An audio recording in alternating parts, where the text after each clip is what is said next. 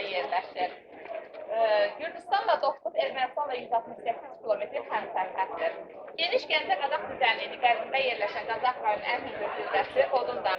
1316 metr yüksəkliyi var. Qazax rayonu 8 avqust 1930-cu ildə yaradılmışdır. Bir şəhər, bir qəsəbə, 34 kənddən ibarətdir. Rayonda bir qoruq fəaliyyət göstərir. Aviy dövlət tarix mədəniyyət qoruğu. Ümumiyyətlə, Qazax rayonunda 112 tarixi abidə qeydiyyat alınmışdır. Bunun 56-sı qoruğun ərazisinə daxildir. Bu 112 abidənin 3-ü dünya əhəmiyyətli, dünyaca məşhur olan abidələrdir. Sınıq körpü, Baba Dərviş yaşayış yeri və Damcılı mağara düşərgəsi.